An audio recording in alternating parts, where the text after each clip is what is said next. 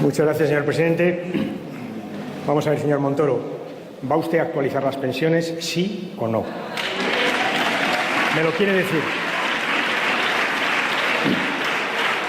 Usted, que se ha pasado a subir a la tribuna a ponerme tareas, oiga, cúmplalas usted, que está en el Gobierno. Díganos aquí, ¿va a actualizar las pensiones, sí o no? Yo le adelanto, mi previsión es que no.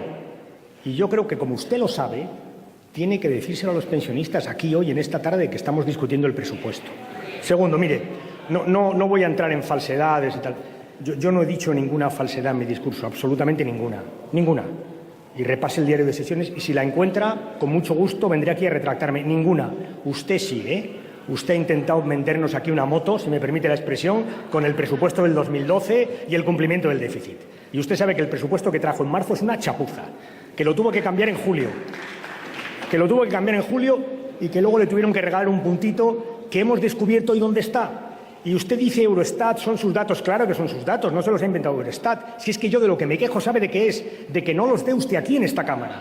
De lo que me quejo es de que mis compañeros del grupo le han preguntado en muchas ocasiones qué pasaba con las pensiones y con el desempleo. Y usted ha dado la callada por respuesta. Y nos hemos tenido que enterar por Eurostat. De eso me he quejado. Claro, que son suyos, naturalmente. Peor, claro, lo sabían perfectamente y los han ocultado. Un punto de déficit. Que arrastra usted para el año que viene. Para el año que viene un punto. Por tanto, aquí matutes los suyos esta mañana con el déficit.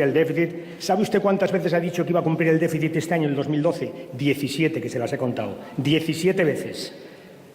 Manda, 17 veces un déficit que, repito, está como está. Cambió el presupuesto por decreto ley y le han regalado un punto. Por tanto, lo que trajo aquí era lo que trae ahora, una chapuza. Verá, responsabilidad. Mire,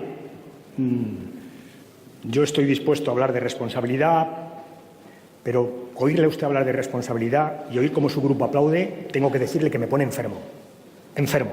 Porque tengo aquí unas declaraciones. Miren, en el otro lado he tomado notas de su discurso en un teletipo que tengo aquí que dice: Montoro, los 5 millones de parados están al alcance de la mano. ¿Se acuerda? Al alcance de la mano, los tocábamos con la mano. ¿Se acuerda usted de aquello?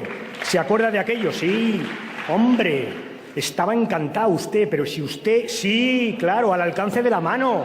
¿O es que eso se dice cuando algo está mal? No, al alcance, lo tocamos con los dedos, acariciaba usted. Oiga, señor Montoro, es que usted es el que le dijo a una diputada en esta Cámara: deja caer al Gobierno que ya lo salvo yo. Que es usted.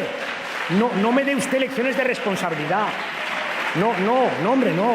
No salga usted aquí a pedirle responsabilidad al Partido Socialista, que la tiene y mucha. Y además me lo ha dejado usted, si me permite la expresión, chupao, hablando de la conferencia de presidentes. Es verdad, hemos apoyado al Gobierno en el tema del déficit porque sabíamos que era muy importante para nuestro país dar una buena imagen de España. ¿Se acuerda lo que hacían ustedes en la conferencia de presidentes?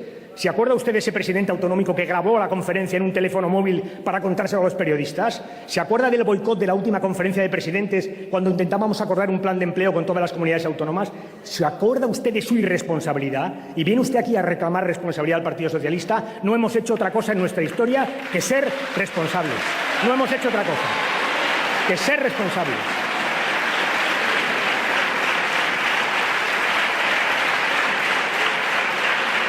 Le voy a decir más. Miren, trae usted aquí... No he acabado, para desgracia vuestra, no. Trae usted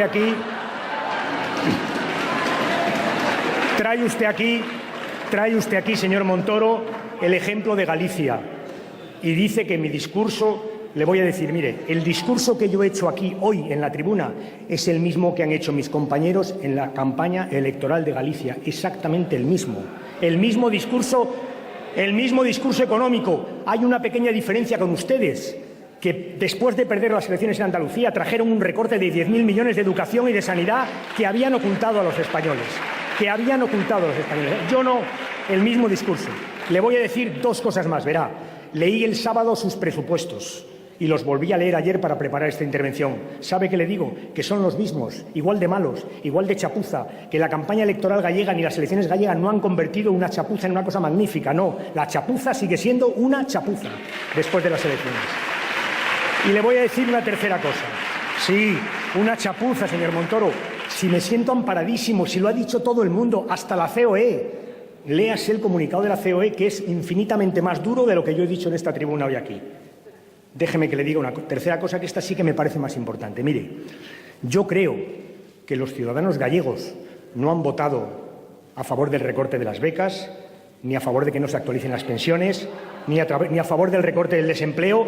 Lo creo sinceramente, y si ustedes lo interpretan en sentido contrario, allá ustedes. En definitiva, ¿qué me preocupa? Que ustedes entiendan esto como un cheque en blanco. Me preocupa muchísimo que ustedes crean que en Galicia han tenido un cheque en blanco para seguir recortando y para seguir llegando sufrimiento a las familias españolas. Me preocupa, y de su intervención creo que cabe inferir esto. Eso sí que me preocupa muchísimo. Bancos, verá.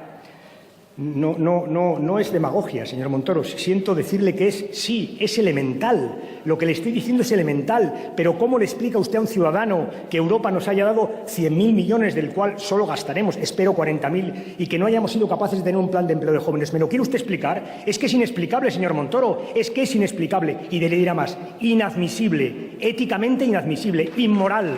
Eso es como lo veo. Por cierto, le diré inmoral como su amnistía fiscal, exactamente igual, que está en el Tribunal Constitucional, con independencia de la audiencia, que ya lo recurriremos, pero la audiencia no entra en el fondo de la cuestión, el fondo lo ve el Tribunal Constitucional. Inmoral, porque trata usted bien a los defraudadores, mucho peor que a los que pagan impuestos. Por eso lo hemos llevado al Constitucional, y le diré más, lo ganaremos, le aseguro que lo ganaremos. Vuelvo, esto que he dicho de los bancos y el plan de empleo, esto le sonará a usted, porque hay políticos socialdemócratas muy importantes en Europa que están diciendo exactamente lo mismo que yo.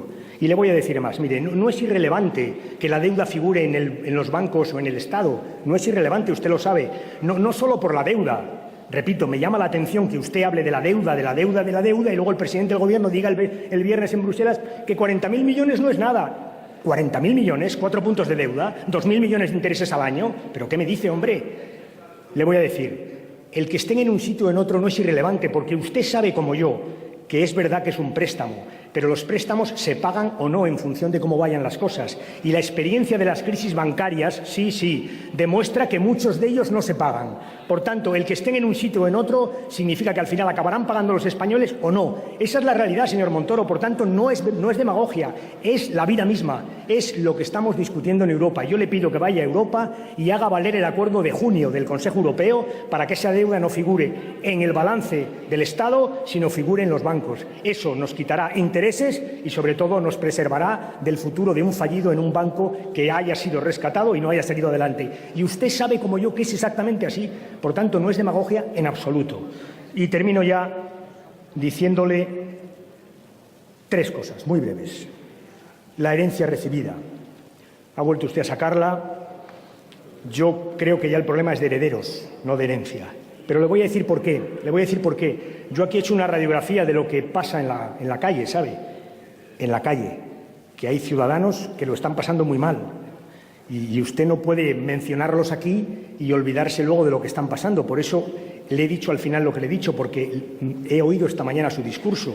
Y usted no puede hablar de los trabajadores sin hablar de la reforma laboral y de lo que está pasando con la reforma laboral y de los millones de trabajadores sin convenio. Usted no puede. Usted no puede dejar de ver que la gente que más necesita el amparo de un convenio, que son las pequeñas y medianas empresas, son los que se están quedando sin convenio, desprotegidos en el peor momento. Esto usted no puede dejar de verlo. Y esa reforma es suya. No tiene nada que ver con la herencia recibida. Es su política, señor Montoro. Su política, la de su Gobierno y la del señor Rajoy, por cierto, que bien podía estar en esta Cámara escuchando este debate. Por cierto. Siguiente cosa. Es su política, señor Montoro, es su política. Repito, es su política, la educativa, la que ha hecho usted, su política.